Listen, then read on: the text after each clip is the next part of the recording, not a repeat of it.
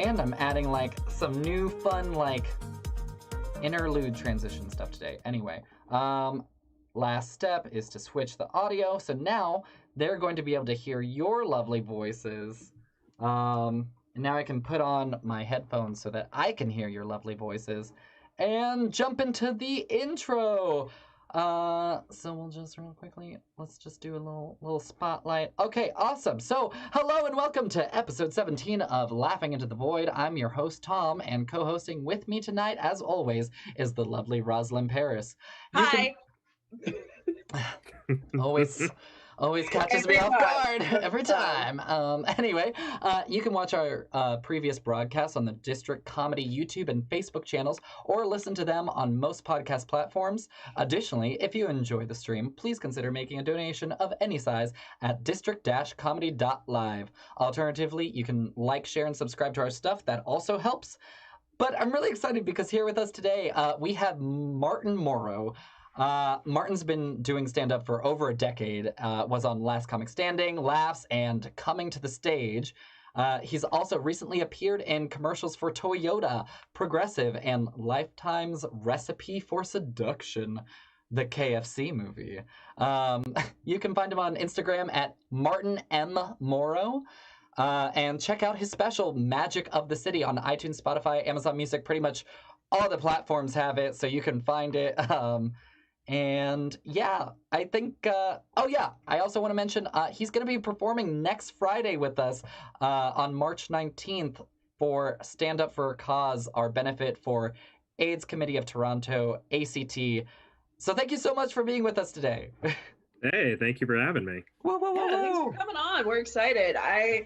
I was very excited when I heard about the KFC. Yes. So as was I.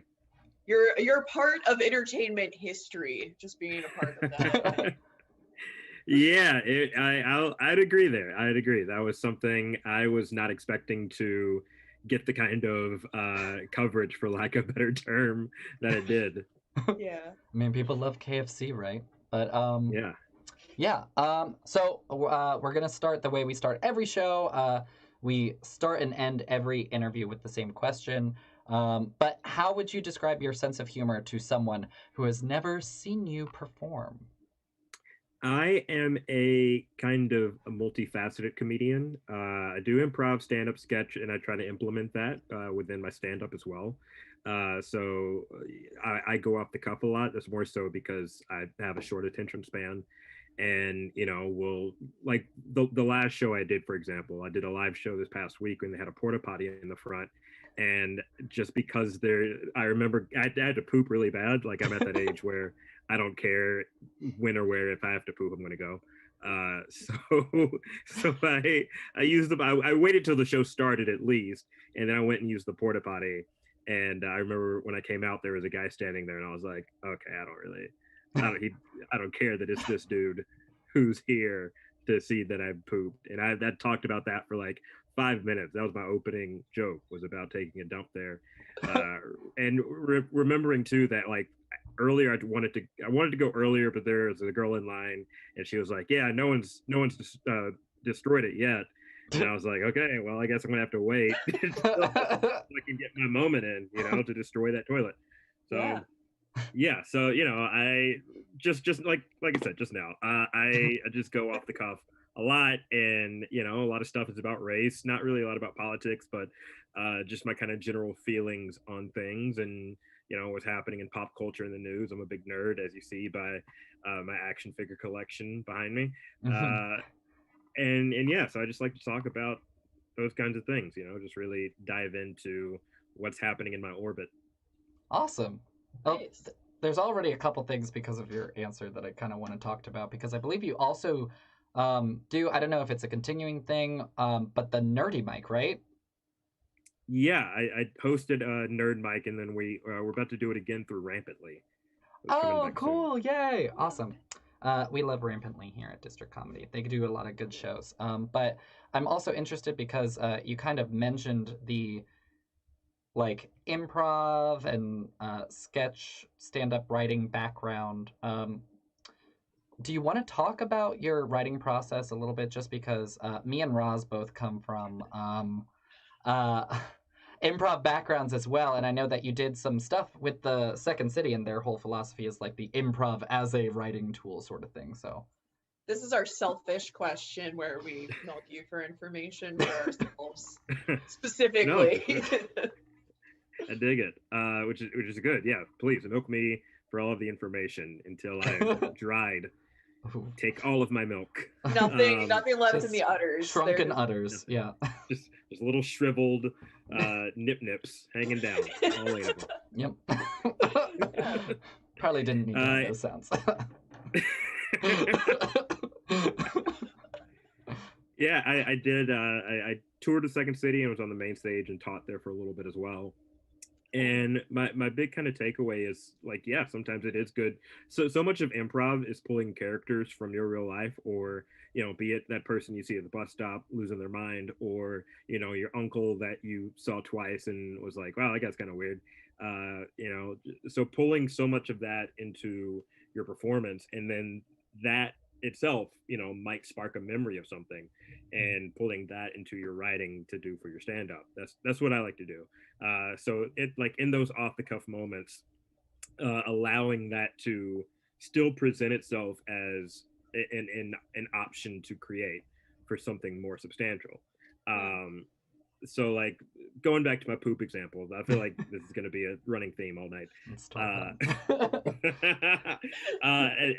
Like at one point, I think people don't really talk about taking a dump a lot in public, because it's thought of as an embarrassing thing. And I posed the question to the audience. I was like, don't get weird on me. How many of you guys took a dump today? And most of them, like, everyone clapped except for like 2 people. And I was like, see, you guys are the weird ones, not us. Like, if you didn't take a dump today, that means, like, there's something wrong with your diet that you should work on. And it's kind of, finding those inverses of the norm. And that's, a lot of that, I think, goes into shame and how we kind of view shame and deal with the things that we're ashamed of. Ashamed to say, ashamed to think, ashamed to do. But most of them are, if not the norm, normal to most people. Oh, wow. Yeah, that's a good point. Yeah.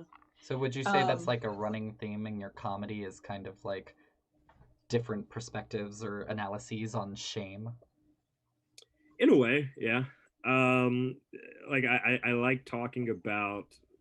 See, I grew up in kind of the early 2000s, and I feel that my generation, late 90s, early 2000s, I feel like our generation is one that's sort of built on lies, because we grew up with these very negative, toxic images in every regard, be it, like Stone Cold Steve Austin, Bill Clinton, South Park, Eminem. Like, these things were kind of at the forefront of our generation and in our society, and they all like made millions of dollars. Good for them. But I think it did also spawn this generation of toxicity that we're now kind of trying to course correct by pretending that we weren't involved, or pretending those things didn't happen. But it's like, we sparked all that, and we took it in, and it's okay to at least acknowledge it. And that's how we grow in so many ways. Yeah, rather than just like ignore it, didn't happen kind of thing. Yeah. But what were you gonna say, Roz? I was just gonna say, it's kind of interesting how you talk about that. There's this book written by a journalist, Evan Wright, called Generation Kill. And he was like one of the only journalists embedded with troops in the Iraq War in 2003. We'll say 2003. Yeah. Yeah. Sorry, my history is not great. And so he talks about like being embedded with all these young guys who are raised on things like South Park. There's no women around because they're like Marines, and it's like the last place on earth basically where you could say no women allowed. And he talks about kind of like how that unchecked masculinity environment is like kind of juxtaposed with war, and like it kind of seems like something similar to what you're touching on. That's kind of interesting, but it's a great book. Yeah. Check it out. I don't know why I said thank you as if I wrote the book. I mean, Thank you. I don't know. It was a great Like, work. Yeah. you're a little bit of a Renaissance man, so maybe, you know, maybe. Oh my God, I'd love if like there were a book in the pipeline and sneak peek on this episode of Laughing into the Void. I'm working on it. We'll see. Yeah, one day soon. Yeah. Coming at you.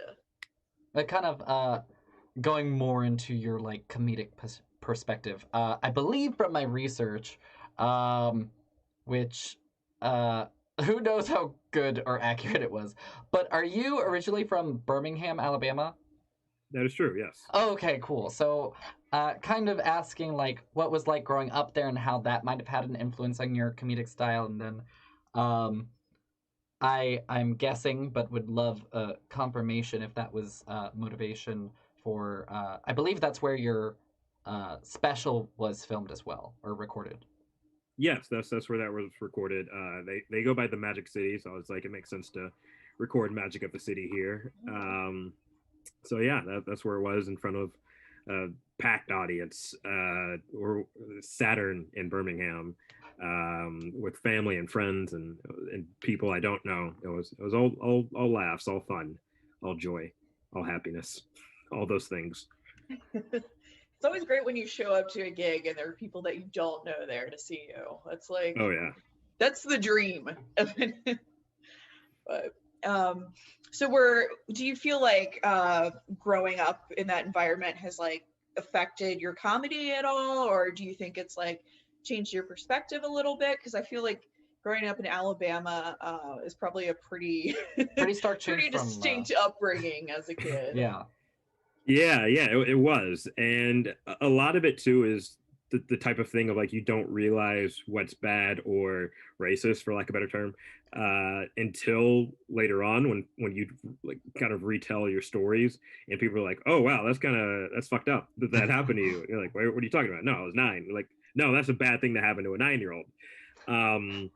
So I think there is a lot of shaping, and so like one story, for example, was I remember a girl. I think I was a senior in high school, and this girl telling me, "Yeah, hey Martin, I don't like black people, but you're okay." And like, but I never asked her to tell me this information. She just decided to spring it on me that's her feelings, and I was like, "All right, well, why?" And then she kind of dove into how. She was like, yeah, there's 3 black girls, so every time I walk by them, they walk slow and I'll ask them to move, and then they just make fun of me, and da da da da. And I was like, well, why don't you just hate those 3 black girls instead of the entire? Like, I shouldn't be the exception in this. Yeah. Yeah. So I think it has shaped me comedically because, in a way, that's a funny story, and that's something that I had to deal with, and getting pulled over at 16 and.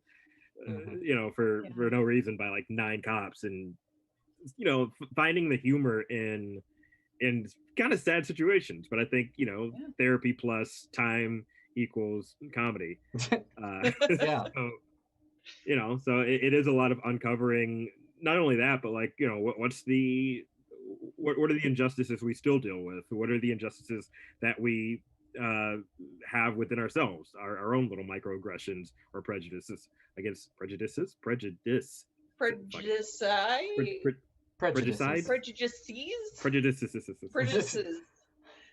Yeah. That we but those that we find within ourselves. Yeah. I mean, I think too, like one thing that we talk a lot about on this show, we've been lucky enough to have comedians from all sorts of different backgrounds. I talk a lot about like mental health issues on this show because I have pretty severe anxiety and depression. We've talked with Desiree Walsh, who's an amazing comedian. She uses a wheelchair to get around, so she talks a lot about that. And it kind of seems to me like pain, like emotional pain, seems to be kind of the badge of the comedian. Like a lot of the best comedy, I think, comes out of emotional pain. And you gotta have some trauma. Yeah. A little dash of trauma there in the mix. But yeah, and we also talk about on this show that like one of the cool things, about comedy and like whether or not it's translated well to the Zoom and virtual environment is, I guess, another discussion. But one thing that we love about comedy is that, like, it is kind of this platform where it's like, it's a community builder, and then it's also this area where it kind of makes it okay to at least bring up topics that might otherwise be more controversial and make them, like, it's an opener for, like, starting a discussion, which is cool. Yeah. Awesome. Glad we talked about that. We got it out. We got it Look out. at us. So is pooping at work unprofessional? Is that the She's next asking question? the hard I'm questions. just wondering. Like, I'm just wondering. No. We talked about the pooping situation. Mhm. Like, let's say it's a work bathroom situation. Is it unprofessional? Like, do you? No. That's like asking if it's unprofessional to breathe at work or sneeze at work, or, whatever. It's a thing your body naturally does it. You're supposed. Again, it's weird if you're the one who does not poop. So Yeah, I think in an 8-hour or 8 to 12-hour span, you should take at least one dump in that office, or it's on their dime, because you're still working, you're doing something your body naturally does. Which brings me to my next point, which is tampons should be free. Yes, they should. Yeah, Thank you. 100%. They absolutely should. I'll also add on to that, controversially, for the people who may be watching but probably aren't, hashtag my coworkers.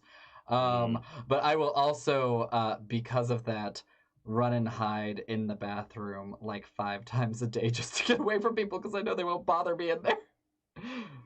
Good. Yeah. Great. Glad I was able to share Glad that. we cleared that one up. Wow, look at you making these deep confessions on here. But yeah.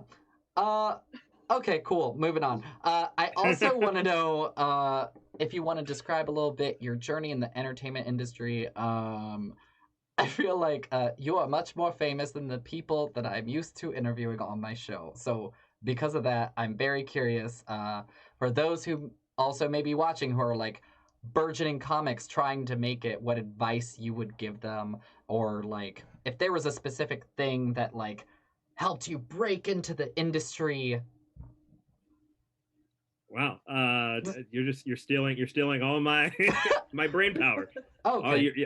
You've taken the udders and now you've squished them into this bucket. It's just blood. I can also break that down. I do have a habit of like asking. I'm gonna ask one question, then it's actually 5. No, I dig it. I'm just giving you shit. A quote that I kind of live by now is "fail brilliantly." I have had so many no's, so many moments where I thought that I'm not worthy enough, not good enough, not smart enough, not talented enough, not funny enough. But like holding on to the negative and the no's and the times that you don't succeed, or the times people don't like you, or the times you don't like yourself, that doesn't help you progress. Finding and setting goals, I think, is the big one. And like, but also being able to divorce yourself from those goals. Like, I know myself well enough to know I don't want to be like Mr. Face of Hollywood. I like playing characters. So if I could be like a comedic character actor and that's it for the rest of my life, that's fine. If I get to write something amazing, or funny or deep or that resonates with people, then that's also really cool with me. So I think it's a lot about like telling your truths and writing to your passions, and letting that kind of carry you to the next thing, and not being afraid to like meet people who you normally wouldn't meet or sit down with or talk to, and like this, like learning from them. So for example, like there's no one way for anyone to make it, and also like making it depends on what you want. Some people do want to be face of Hollywood. Some people do want to be a writer on a show. Some people just want to tour the world doing stand up. And I think for me, it's all about like knowing what I want to do and or knowing what you want to do and then going for it, but also being okay if that thing doesn't pan out because it might lead to something else that you're not expecting. Um, so like when I first moved to Chicago in like 2011, and I feel like my material was very superficial, kind of like it still would get through and people laughed and liked it, but I don't think I really found myself until I thought I didn't want to do stand up anymore. And you know, and I thought that I was done with comedy, and I left and became like a security guard, worked in the graveyard shift and was the Lyft driver, and then it took like just going to a show and hanging out and realizing like, oh, I do have something to say still, and I still am funny, and that kind of opened it up to where I am now. But it's also okay to take breaks. It's okay to take time for yourself, to reassure yourself or to doubt yourself or whatever you need. And I think that's one thing that in a lot of interviews I don't hear enough people say, that you have to kind of live. And even in living, you know, we fail, we make mistakes, we do dumb stuff, we try, we love, we hate, we have all these different things that we don't really let ourselves expose to others, because we feel like that shows vulnerability. But I think vulnerability is a strong spot to connecting to an audience, be that in stand up, like with your audience in comedy, or like on screen if you're doing an audition. And I think that for me personally, a lot of it is like showing that I can be vulnerable and showing that I can be insecure. And like most, like if I don't know if you guys saw my commercial reel, but a lot of the stuff that I've done in acting has been in the aspect of like a guy who isn't that sure, or a guy who is trying to grow or change or adapt in some manner. And you know how, and I think that being able to show and express that is what led me to that. So find what your thing is that you don't mind, your vulnerability you don't mind sharing with the world. And that's not to say like in the case of Clapter, where it's like, so guess who got molested? Like if that's the route you want to take, sure, but you Yeah. have to also remember now you're stuck with that. Is that the thing you want to have to live with forever, to be the this is why I'm sad comic, or do you want to be the this is why I'm vulnerable comic? Yeah. That's Yeah, I really think cool. that's a Yeah. good point. The difference between vulnerability and, sadness, I think, is a really good distinction to make, especially since a lot of us are operating out of that place of pain. But yeah, Well, I think part of it too is like the vulnerability kind of it's also about, that's a component of being uh genuine, which I think people and like audiences especially can sense. So you definitely want to make sure that you are bringing your authentic self when doing that. But I think you're right as far as like when I've heard like comedians talk in other interviews, it's very rare that they mention like there's also valleys to the peaks, sort of thing. So I appreciate you mentioning that. Yeah. yeah. There are a lot of layers to that we could unpack. I'm not sure where to start. I just feel like somebody needs to start telling kids like you don't need to be successful, I think is like the biggest thing. Yeah, Like Or when like, I what is was your definition of success? You know? yeah, Yeah, I mean, I feel like a lot of kids are just raised with this idea that like you have to be the best at whatever you do, and if not, that's your goal should be the best. So, like when I graduated from college and I wasn't really doing comedy professionally or anything, I was like, well, I guess I kind of have to just give that up. And then it was a couple years later when I started doing it again, and I realized I was like, I can do this and have a day job that I don't care about that much. It's okay. And I think like just defining what you want is so important. And I think like learning that you can kind of redefine things apart from your expectations, I think is such a huge journey and just like finding yourself like as a performer. yeah. And the belief is, practice makes perfect. Something my dad used to tell me all the time, or he would like kind of, that dad thing of like practice makes, and they make you fill in the blank. He would say practice makes better, as opposed to practice makes perfect. Because again, we strive for perfection. We strive to be right all the time. But the way that you learn how to be right, or the way you get better, is by making mistakes, by learning, and by practicing. So we have to hone in on less the idea of perfection and more on the idea of better. So fail brilliantly, everybody. Yes. All right. Awesome. I love that. Okay. So this is where I had like planned a little bit more. Oh yeah. And if you wanted to talk a little bit about like, was there a specific thing that kind of like broke you into the professional entertainment like echelon? Yeah. Jeez, it was kind of like a weird combination of things. I think for me it was like doing more stuff at Second City and just staying consistent, but also doing stuff outside of it. That like got me kind of noticed, but like doing a lot of stand up and meeting people who had been in it longer than me, and ask like sometimes it's okay to just ask like, hey, I've been doing it for X amount of years, can I send you a clip and do a guest spot for you? Like that's how I got to like open for Tom Segura so many years ago. It was just like, I'm in Alabama, I performed in New York, can I here's like a quick clip, can I open for you? I'll make the drive, you don't have to pay me anything. I mean, like if there's a situation where you can get paid, try to get paid. Yeah. But sometimes it's just like seeing who will see you and jumping at that opportunity, and just being okay with no. I think that's another thing that we kind of don't we take no as such a negative. I mean, it kind of is, but like sometimes it could be the circumstances.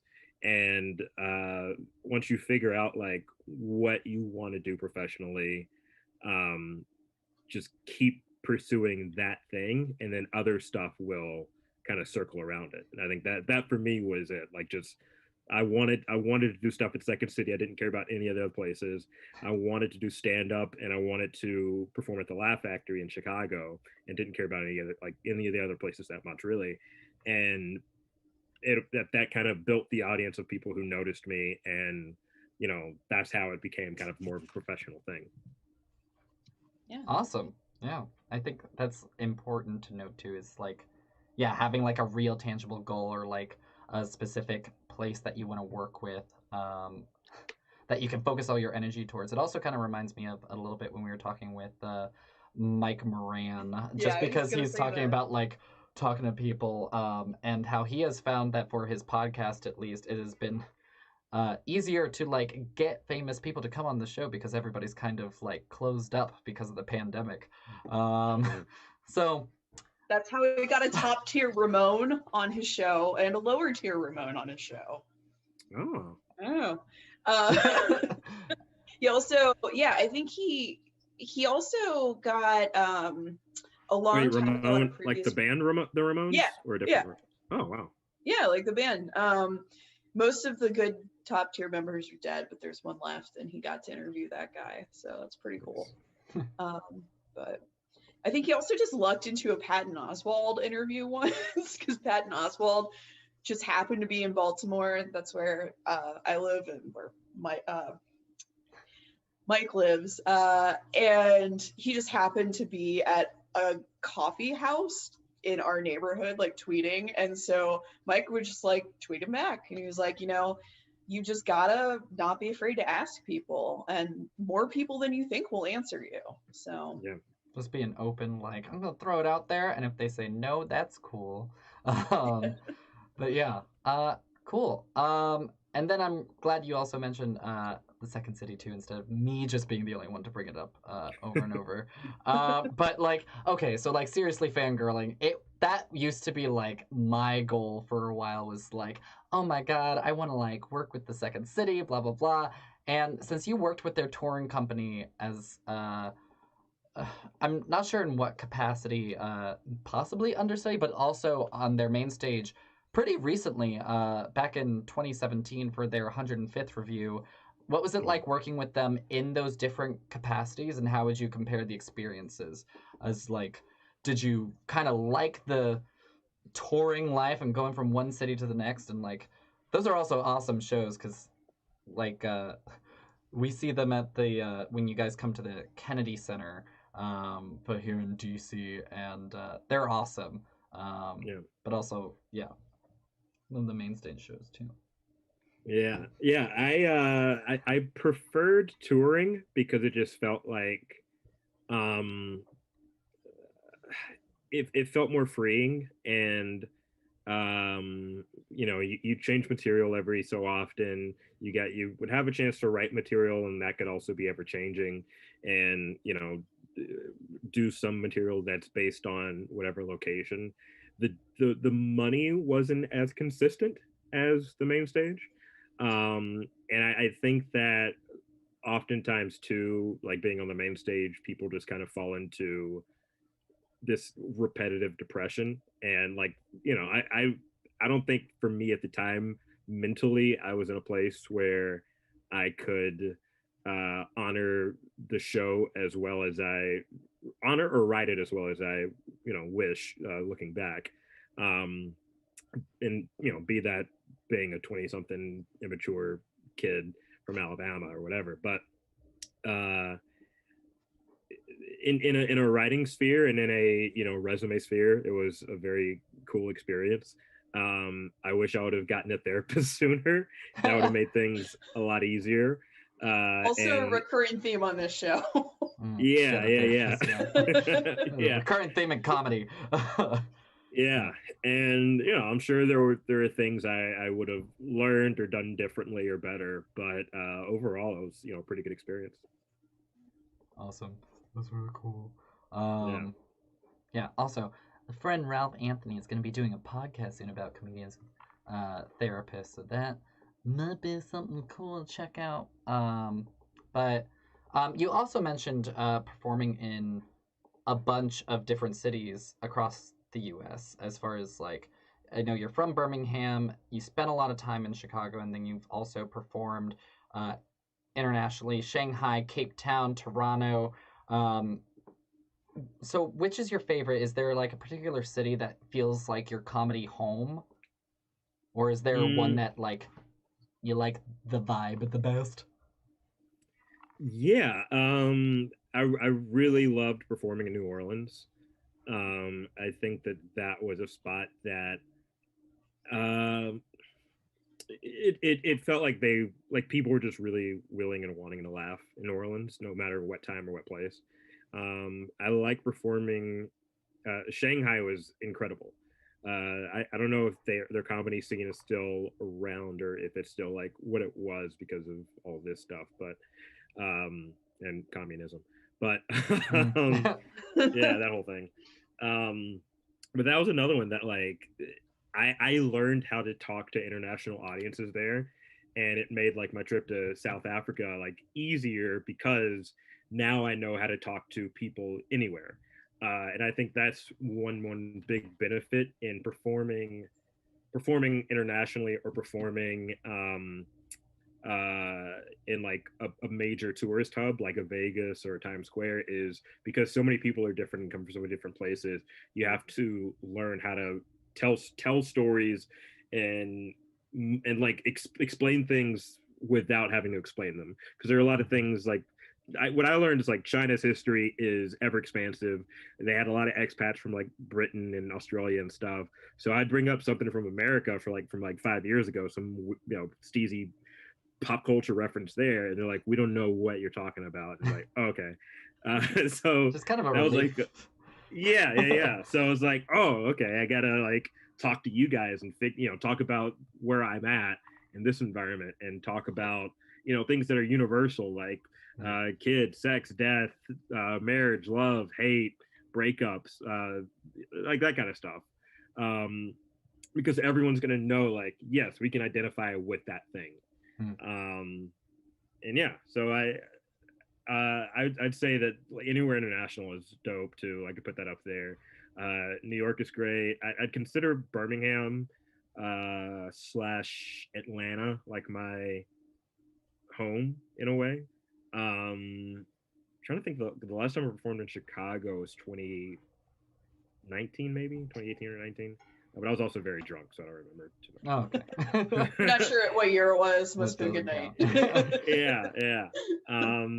But you know, I've got like friends and family who are there who like always love seeing and performing or talking to, or just that's the one place I can go to and just watch people do their thing, because you're always going to see people growing and coming up, or see someone new you haven't seen before, and that's another like cool aspect of Chicago. Awesome. It also sounds pretty cool to like have the international experience of like having to find the more universal approach to comedy when, like you mentioned before, the whole like I guess Second City method a little bit is like being able to churn out material based on whatever is happening currently in the news. Yeah, and so our show happened right when Donald Trump was elected as president. So that was like literally we were on stage when we were finding out. So Oh no! yeah, because we would get the news of like who won what state, and we had a big board, and we'd stop whatever sketch it was and come out and like write who won what state, and then we would see like as the night progressed, we were basically watching in slow mo this man take over. They're like, These jokes oh, are getting God. a little bit more serious as the night goes on. Yeah. Wow, and you guys still had to be funny and keep things moving. Oof. Yeah, that's probably the hardest show you'll ever do. Yeah. No, I did a show like 5 minutes after my grandma died. Like I found out, and then they were like, "Hey, you gotta." So I'm like crying. They're like, "Hey, well, huddle up. We gotta go do this show at this bumfuck college." So probably the hard one. Yeah, that sounds like a challenge. Good performer challenge. I also am just curious. I don't know if you would have insight into this, or if it was maybe something that, like, if you had an agent or like somebody else that you were working through would have to deal with. But just because I know that like comedy in like China / Shanghai, like, there's the whole issue of like censorship around there. So like I had one comedian friend who like has a restaurant in China and runs an open mic, and like one of the things that he has to do is like submit documents to the government beforehand to like approve the material before it's done. So did you find that you had to like either do that, or what were your feelings on the process if you had to go through it, or what that was like? I didn't have to submit anything. They just kind of, the club gave me like just a sort of set of rules. They were like, I mean, you can talk. They're like, you can talk about anything, just don't talk about the government, because they'll find out and they'll come. They're watching and they're sensitive. yeah, basically, like, don't talk about the government. Don't talk about these history events that probably wouldn't shine a good light on them. And I was like, well, I don't really know much about that because I'm an American and we don't care about anyone else's stuff. Yeah. So you probably won't have to worry about that. Cool. Fair enough. So just don't educate yourself about the history of the place you're going to, and you'll be fine. You won't offend anyone. Pretty much, yeah. All right. So now I do want to talk about Magic of the City, because I listened to it earlier today and it's such a hilarious special. So I do have like questions about like specifically Gary the dog killer, but I also want to kind of get your insight, because we had one other comedian earlier on when we started the show, Winston Hodges, who's the only other person I know to have released a comedy special during this pandemic. And I believe it came out May 5th, 2020, your special. It did, yes. Which, like, I don't know the entertainment industry well, but I know that that means it was probably recorded long before May. But, like, I imagine, like, was there opportunity? I want to get into the general stuff too, but I am also curious, was there opportunity when like everything was kind of escalating and things shutting down, where you had the opportunity to make the choice of like, oh yeah, I definitely want to release this now. Like, people need comedy right now, or if it was just kind of like, well, wheels are already in motion, sort of thing. No, that's something I'd actually been sitting on for a while. That's the crazy part is we recorded that in 2017. Oh wow. Yeah, yeah. And I had it, but like didn't. I was kind of under the impression of like, oh, I need to have a record label release this in order for me to do anything with it. And the issue with that was like either like some record labels are like, no, we kind of go more specifically towards this. I had one guy who just took too long, so I figured out how to essentially release and distribute it myself. I had a friend who was good at editing and like sound engineering and stuff like that, and he also did the cover art. Shout out to Ryan. Um, and yeah, and so then I did all the press, I did all the push, and it was cool seeing something I created like reach the top 3. I think like there was another album that released the same day, but that one was through like distribution and all that stuff. And I think like I remember watching it past Jim Gaffigan's album and being like, whoa, this is this is really cool. So yeah, it was more so like a thing I sat on, and then realizing like, oh, we're not going anywhere for a while. I finally have time to look back and do this and release this, and that was pretty much it. It's kind of where it came from. That's awesome. Yeah. Kind of like opportunity to like give it the attention it deserves, and like everybody has the time to give it the attention it deserves. Yeah, it very funny. I highly recommend that people check it out if they have a second. But yeah, I also want to talk about but like, so talking about producing the comedy album, feels like it was kind of a deliberate choice, obviously, to do it in Birmingham, Alabama. So as far as like being able to like curate an audience, what's kind of your theories on that? Is that something where like you have it like we're filming a special and like anybody can buy tickets, or do you like purposely like invite people to like who are like your friends and family to like come and support you? Both really. Like I don't mind using the promotion, like promote tweet button or promote the Instagram post button if I have a show coming up. Like, put yourself out there. People are hungry for comedy. People want to see something new or different, especially live, especially during this time.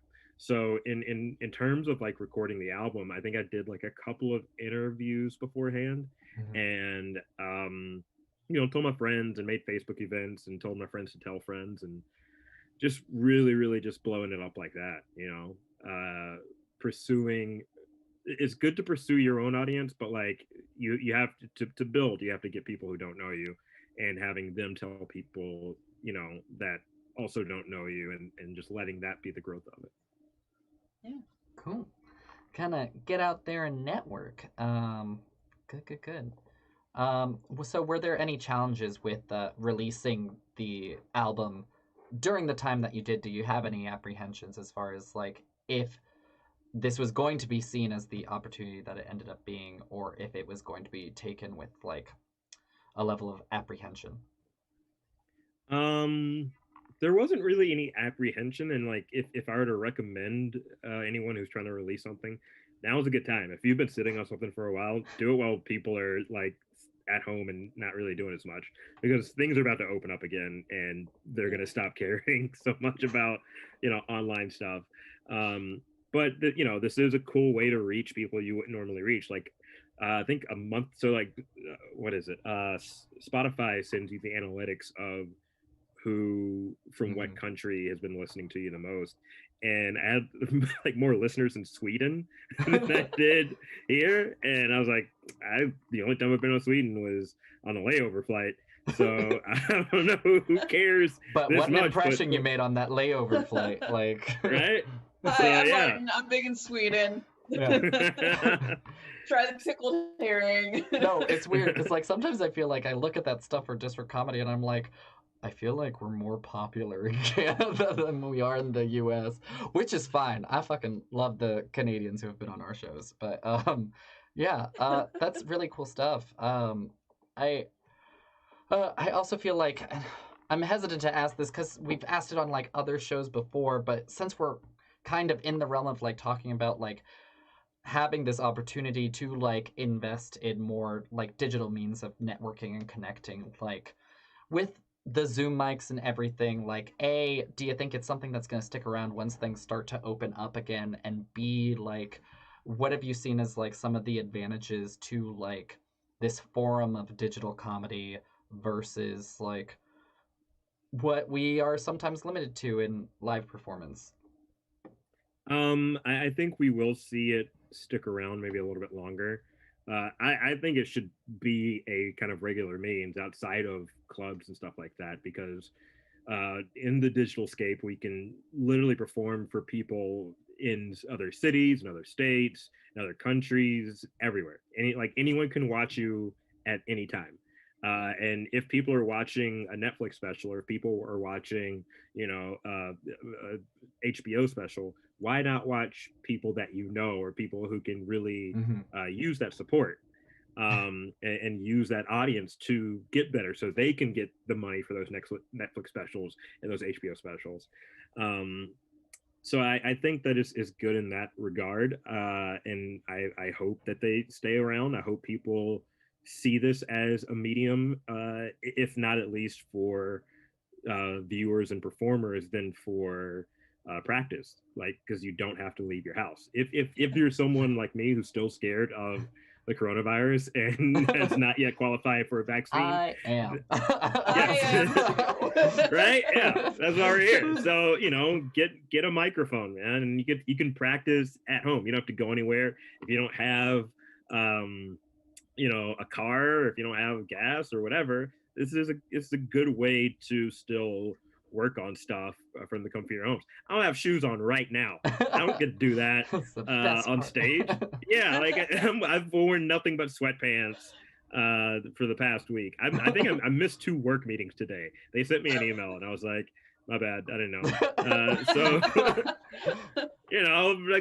sometimes you're just laying down. You got to deal with what you got to deal with, and yeah, I think it's cool. I think it should stay, but I also look forward to. I've been doing some of the outdoor shows and stuff, so I look forward to when we can open back up and do that again. Yeah. Yeah, it almost feels like Twitch has turned into a little bit like comedy Etsy. Like, support your local small business comedy vendor. A little bit, at least with like the views and stuff. So that's cool. So this one is a little bit self-explanatory since you're already like pretty well established, but we also like to ask people kind of what's up next for you, and like the first part of that being like this is the chance to like plug whatever stuff you have coming up, but like the second part of that is like if you had like a long-term goal or like where you want to see yourself, what's your 5-year comedy plan, like feel free to throw that out there. Yeah, so what's next? I think I've got some more virtual shows coming up. I'm performing in Utah, St. George in July, so look out for those dates.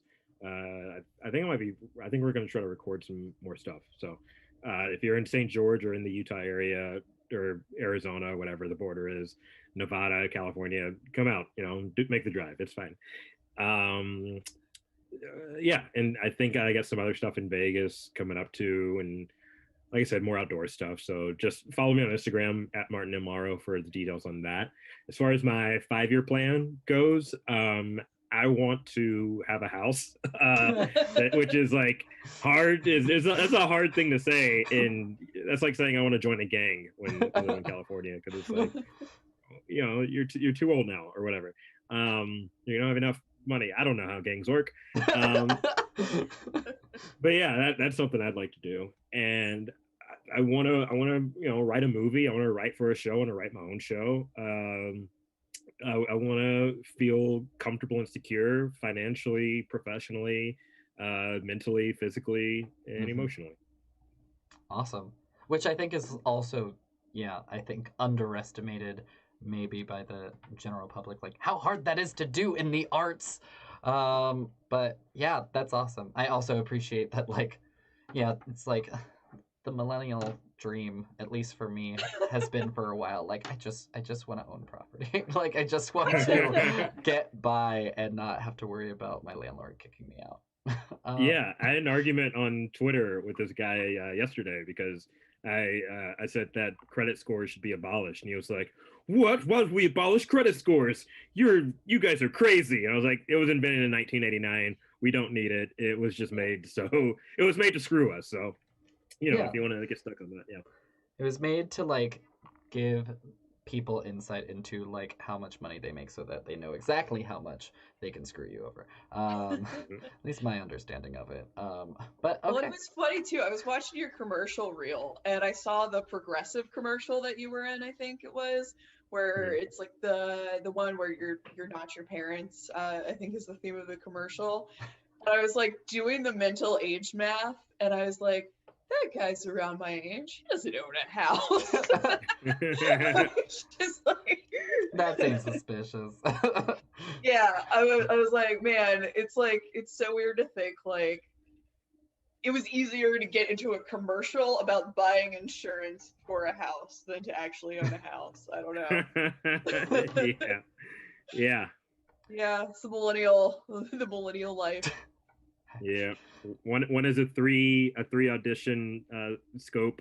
The other is a lifelong commitment with now millions of or hundreds of thousands of dollars that I don't have. Yeah, I'm learning about things like escrow and basement drainage. I don't know. I haven't reached that point yet, so don't ask me questions about basement drainage.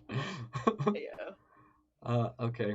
Well, so that is like normally our last question, but this is a special occasion, and also I mentioned it earlier, and it would be really fucking weird if I just like left it there and didn't follow up. But tell us about Gary the dog killer.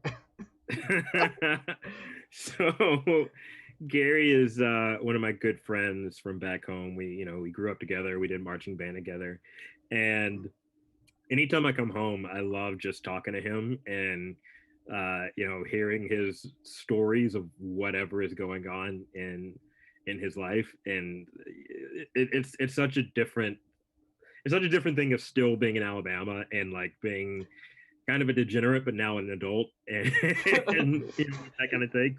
And he said there was just one night he was driving home and he was really tired, so he just didn't feel like doing the whole like veer off the road thing. And he said that there was a big black dog that was in the middle of the road, and as he was driving and he saw it, he didn't have enough time and he just was too tired, and he said it went whoomp whoomp like that. And it's a terrible story. It's horrible that it happened, but the way he described it was so funny that it's like, how could you not laugh? I also just get that feeling so much. Like, I've been that tired. Like, I don't care anymore. Okay. Cool. So, good. I didn't want to leave that loose end untied, so I appreciate that. You told the people something, we promised it. Yeah, we want to deliver on the expectations that we set. Otherwise, I'm not doing a good job. That being said, time for formal outro. Spotlight on me for a second. Okay, here we go. All right, well, that's all the time we have for today. I want to thank you, Martin, for being such a great guest and hanging out with us. We truly didn't deserve it. But you can follow him on Instagram, like he said, at Martin M. Morrow. And check out his special Magic of the City on iTunes, Spotify, everywhere pretty much. And don't forget, you can also catch him back here next Friday, March 19th for our Stand Up for a Cause show in benefit of AIDS Committee of Toronto, ACT. Thank you, Roz, as always, for being such a fantastic guest and wow. guest, co-host, as I'll always. And a big thank you to our audience for watching the program. If you enjoyed the stream, please consider making a donation or following us on social media. You can find the links to that in the episode description. And tune in next week. We're going to be interviewing comedian Vicky Plummer. And I've met her once or twice before. She's real hilarious. That's